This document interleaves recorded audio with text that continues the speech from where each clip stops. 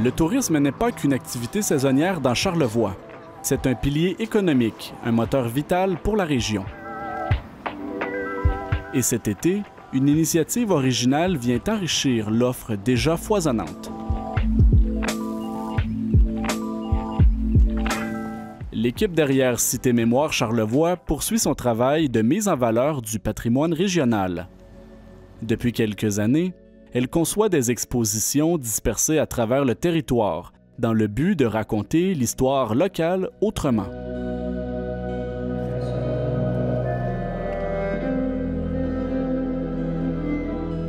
Cette année, la nouveauté prend la forme de stèles interprétatives installées le long de circuits touristiques dans les municipalités de la région. Cité Mémoire Charlevoix, c'est 5 projections qui sont à la Malbaie. C'est 7 circuits historiques qui comprennent en tout près de 70 points d'intérêt. Donc, qui fait vraiment le territoire de Charlevoix, de la Malbaie à Saint-Siméon, de la Malbaie à Pointe-Sainte-Catherine, l'arrière-pays. À Baie-Saint-Paul, ici, il y a 23 points d'intérêt en totalité. Fait que, il y a de l'histoire. C'est sûr qu'on aurait pu faire encore peut-être plus de points d'intérêt, mais quand même, on y a été avec qu'est-ce qu'on considérait, puis avec les gens de la place.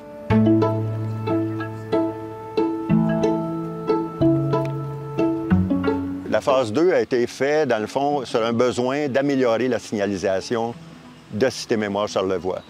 Oui, on a des points d'intérêt sur le territoire, mais il y a le besoin, en jasant avec les gens de Tourisme Charlevoix ou de la MRC, on ne sait pas, il faudrait savoir un peu plus où sont les points d'intérêt. Donc, on a installé des stèles, on a mis en place des stèles à différents endroits sur le territoire. Là, dans le fond, on a installé déjà au mois de juin 10 stèles, encore là, dans les différents circuits. Chaque panneau interprétatif propose un regard unique sur des événements, des lieux ou des personnages qui ont marqué Charlevoix, contribuant à faire vivre la mémoire collective en plein cœur des espaces publics.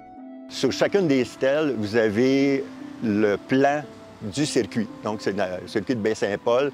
Vous avez une carte, vous avez les différents points d'intérêt. Ils sont géolocalisés. C'est une amélioration dans la phase 2, donc de géolocaliser tous ces points d'intérêt-là. Donc, dans le fond, vous circulez, vous vous trouvez devant le point d'intérêt, vous pouvez dire, OK, qu'est-ce qui se passe ici? Vous avez la narration du point d'intérêt en question. Concrètement, là, monsieur, madame, tout le monde arrive devant la stèle. Qu'est-ce qu'il fait avec son téléphone? Bon. Moi, je dis la première chose à faire, si vous voulez venir voir Cité Mémoire Charlevoix, idéalement, vous le faites tout de suite, le télécharger l'application Cité Mémoire. C'est une application gratuite, donc dans le fond, vous la téléchargez, vous arrivez ici, mais sur chacune des stèles, vous avez aussi le code QR. Fait que, bon, vous n'avez pas eu le temps de le faire peut-être avant, vous arrivez, vous scannez le code QR, il télécharge l'application, et là, la première page que vous avez sur l'application, vous avez Cité Mémoire Montréal, Charlevoix et Charlevoix. Vous rentrez Charlevoix, vous avez tout le plan du territoire et vous avez des petites maisons bleues qui sont les circuits. Et quand vous cliquez sur la petite maison bleue, bien, il vous demande de télécharger le secteur et vous avez les différents points d'intérêt de ce secteur-là.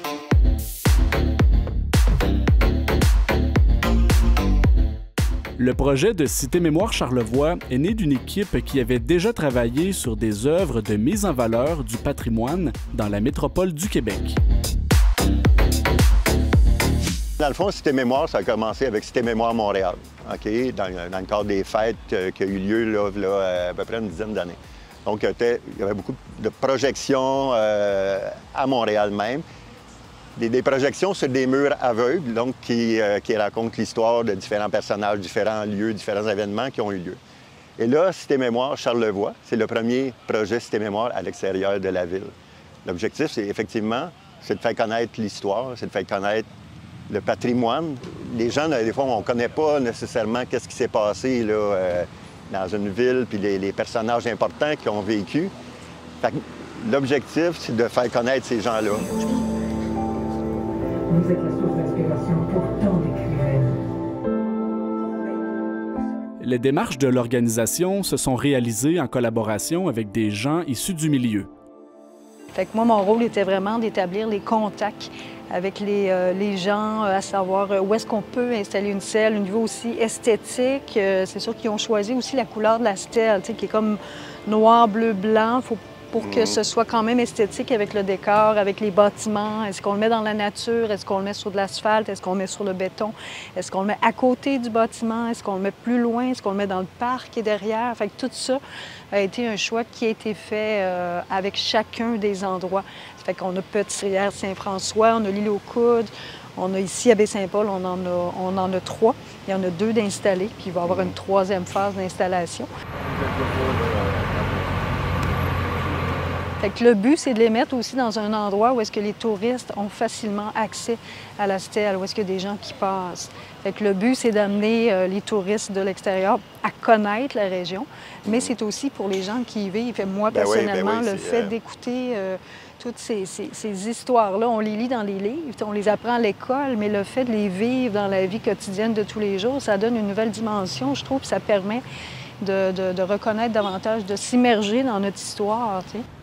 Les parcours interprétatifs sollicitent différents sens chez les visiteurs, ce qui bonifie leur expérience d'apprentissage. Fait que je trouve que c'est une façon facile de lire, justement. C'est dynamique, c'est visuel. Fait que comme ça, on va chercher aussi tous les sens. On va chercher le visuel, on va chercher le kinesthésique, on va chercher l'auditif aussi. Donc, il y a du ressenti, il y a de l'émotion aussi dans ce qu'on entend, dans ce qu'on voit. Exact.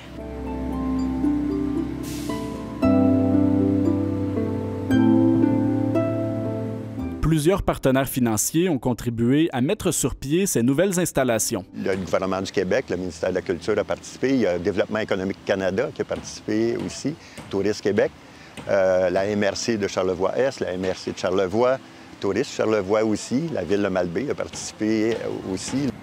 Malgré les différentes phases déjà mises en branle, Cité Mémoire Charlevoix ne s'arrête pas là et compte poursuivre le développement de ses activités au courant des prochains mois. Il y a quelque chose quand même qui s'en vient à l'automne, fin de l'été, début de l'automne, qui est comme à la Malbaie, à Pointe-au-Pic, la mise en lumière de l'église de Pointe-au-Pic. Donc, c'est déjà, on a fait du repérage, donc il va y avoir une mise en lumière de l'intérieur le soir. Et c'est un ajout, dans le fond, à ce qui se fait déjà à la Malbaie. Et il va y avoir l'effet lumineux et aussi une trame musicale. J'ai eu commission de faire un paysage sonore. Moi, j'appelle ça un paysage sonore parce que, justement, je pense que ça serait le fun d'aller chercher des sons à l'intérieur de l'église, comme le plancher qui craque, par exemple. C'est une sonorité incroyable. Fait que ce que je fais, dans le fond, moi, c'est du bio-écolo électro-acoustique. Donc, je vais créer des sons aussi. Je vais utiliser le son de l'ambiance. Fait qu'on est allé faire un premier repérage. On s'est amusé à faire craquer un peu les murs puis faire ressortir les fantômes. Pour en apprendre davantage sur les projets de Cité Mémoire Charlevoix, les personnes intéressées peuvent télécharger l'application de l'organisation ou consulter son site Internet.